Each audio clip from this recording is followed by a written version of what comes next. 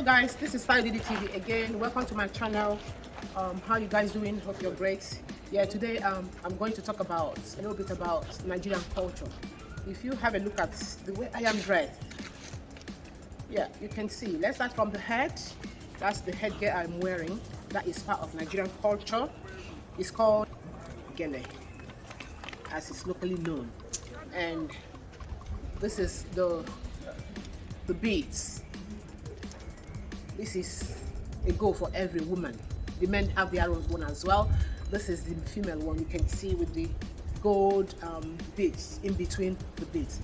I mean, this is an expensive wear. This is an expensive bead, though it comes in different qualities. But this one I'm wearing is the expensive one. It's quite pricey, and it goes with the bracelets and then with the earrings. So every woman desires to have this, because when there are certain occasions that you are required to put them on, and people will know that yes, that you actually are the go. Otherwise you would look as if you're not serious. So if you want to actually to depict who you are, you should dress the way your culture expects you to dress. Then with the wears, you can put on any kind of material. This is called a Ankara material, still good, but usually we wear madam blouse on top, and they will tie wrapper Georges at the bottom. Then these are another part of the dressing. This is the hand fan, and then this is the eagle feathers. Most chieftaincy title holders, they have this. This complements the dressing. It shows, it kind of gives you dignity when you're dressed up in African attire. You have to complement it with all this. It shows dignity in your dressing. Okay, so now let's talk about a little bit about Nigerian culture. There are certain things, certain little things about Nigeria that are so unique. Now, let's start with presenting something. You want to pass something to someone, whatever it is, it doesn't matter. In Nigeria, you are obliged. Not that you were supposed, you are obliged, means it's a must. Let's use this as an example. If I want to give this to someone right now, I am supposed to pass this on to him or her with the right hand, my right hand. When you're giving people stuff, you're not allowed to pass anything on to someone with left hand. It's regarded as taboo in Nigeria. It's regarded as this high gross disrespect. If you're collecting from someone, the same goes on. You collect stuff with your right hand and not your left hand. But you find out that in the Western world, it's the other way around. So like where I am in United Kingdom, it doesn't matter what hand you're using passing something to someone. You can use left hand to give somebody something to someone. You can use left to give money to someone. You can use your right. It doesn't matter, any hand goes. But in Nigeria, it's a taboo. I'm telling you this, to give something to someone with your with your left hand. It has to be with the right hand. Otherwise, you'll be regarded as a rude fellow, and it's a taboo. Another thing is cracking of jokes. In Nigeria, they crack jokes a lot. They crack expensive jokes quite a lot, and sometimes they will pretend as if they mean the jokes. In as much you amuse people, people laugh and you keep carrying on with the jokes. You don't take it back like say, oh, I'm joking, no. And then you just keep people wondering, does this guy really mean what he's saying? Does this guy really mean what he's doing? So, and nobody gives a damn about that in Nigeria, you know. But in United Kingdom, if you crack jokes, I can notice that cracking of jokes has limits with which you can do it. Otherwise, you start upsetting people. And again, while you're doing it, you have to revert it by saying, oh, I'm joking. So whoever you're referring to, whoever you're talking to, will get to know that you're really joking. Yeah. Then, another thing is, that is so unique in Nigeria, is most of the communities, after preparing dinner, like in a family, they will sit down together in a family, sit on the floor. They sit on the floor, and most of the food they use their hands. dip their hands in one bowl. The food will be served in one bowl, and everybody will come and sit down, both adults and children. Everyone will sit around the big bowl of the food, and then everybody will be feeding from the same bowl, using their fingers to eat the food. And they regard it to be a kind of uniting people together, bringing people together in love and in unity and in peace. So that is a way of expressing their love for one another, sitting down in one place and then eating from one big bowl using their fingers. I mean, it's quite unique. It's quite unique, to be honest. It's quite unique. It's really lovely. Sitting down with your people, eating with the hands, you can see that love and that peace will be radiating amongst all of you. So it's quite unique. That's the culture there in Nigeria. So Nigeria has so many other cultures which I will present maybe in my next video. So now we're going to talk about little things as a married woman needs to know, needs to be doing wherever you are. So like, let me use Nigeria as an example.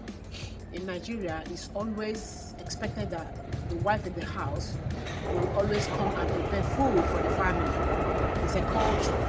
It's not a punishment. It's a culture, and it's a bit of honor to the woman, which is the wife, to the family. So in such situation, the wife is the one who almost all the time, most times, not all the time, most times, prepare food for the family, and then everyone will wait to have the food.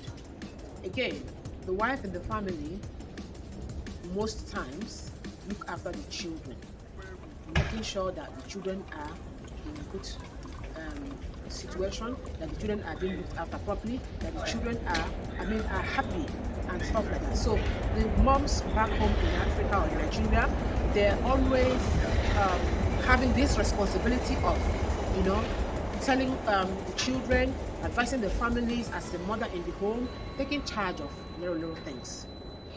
Then another thing again that I need to bring in as a culture in Nigeria is when you're talking to people, we so much used to using our hand gestures, talking, directing. If you're talking about something, you're pointing at that, you're talking at that, you're doing hand gestures, you're doing, trying to express what you're doing for whoever you're talking to actually get to understand what you're doing. Hand gestures like that, talking and demonstrating what you're talking about, what you're saying. Whereas here in the western part of the world, they tend to see it as being rude. When you're talking, you're expected to put your hands down and comport yourself without too much hand gestures. Again, in Nigeria, is regarded as a gross rudeness or gross disrespect if someone is talking to you and you're looking at the person eyeball to eyeball. If you are talking to a child and a child is looking at you eyeball to eyeball, it's regarded as rudeness in Nigeria. I mean, it sounds crazy because different people, different culture, but whereas in the western area where I am and every other places like US and everywhere, when someone is talking to you, the person, whoever, is expected to have an eye contact with you, eyeball to eyeball, looking at you, and that shows that he or she is actually paying attention, he or she is actually listening to what you're saying, and is kind of giving you that respect. Whereas in Nigeria, it's the other way around. So in Nigeria, if you're looking at someone talking to you eyeball to eyeball, they regard it as disrespect, as rudeness. You're supposed to look away as someone's talking to you. You're supposed to look down. That's a mark of respect. But here, if you're looking down when someone is talking to you, it's regarded as disrespect. It's regarded as rudeness, or that it's regarded that you're not listening to what the person is saying. You're disrespecting the person. You're distracted. You're not interested in what the person is saying. So you can see that cultures differ according to places. So what is happening here is quite different from what is happening the other side. So cultures are interwoven, they are all mixed up together. But if you find yourself in a different culture, wherever you have migrated to, all you need to do is to follow accordingly the culture, the type of culture that they are into. You have to follow so that they will get to understand that you're not being rude. So it's applicable in most areas as well in Africa. They have different cultures over there. I mean, so like I rightly said, it shouldn't be an issue.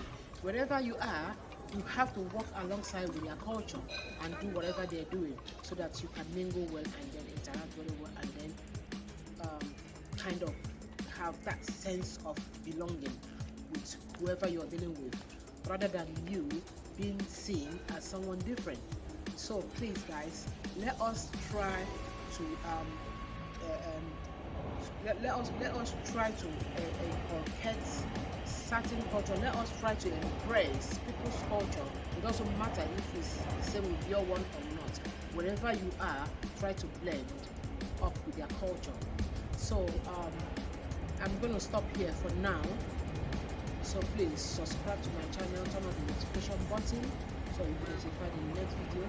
So in my next video, I am going to talk about how when a lady is actually prepared or is ready to get married, what are involved before the marriage can take place. So that is another important video, another important topic that we are going to look into. So subscribe to my channel and then I'll see you again in my next video. Take care and bye for now.